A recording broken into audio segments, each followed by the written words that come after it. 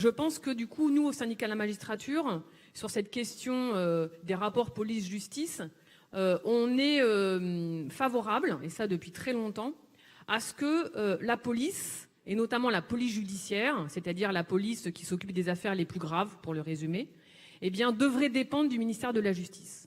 Ça, par exemple, ça serait une solution, on pense, justement pour faire en sorte que les policiers ne soient plus sous la mainmise et sur les instructions et sur la pression de leur taulier, pour le dire très trivialement, du ministère de l'Intérieur. On parle de Gérald Darmanin, là, ou pas? Exactement.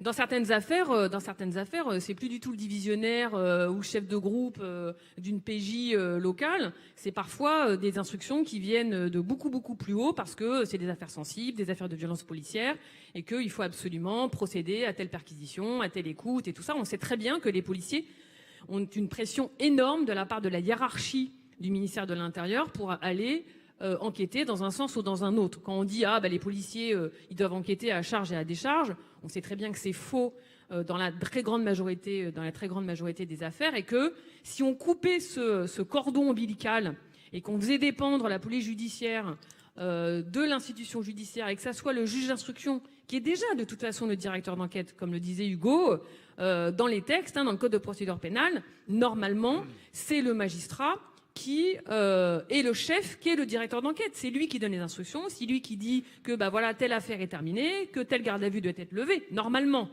dans la théorie et dans les principes.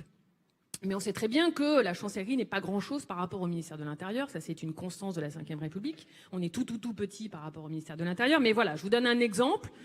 Pour améliorer ces rapports police-justice, faire en sorte que ce soit le magistrat, le juge d'instruction, qui est un juge indépendant, qui lui, pour le coup, instruit à charge et à décharge, puisse avoir la main mise sur ses policiers et enquêter comme il l'entend, sans qu'il y ait d'instruction du pouvoir.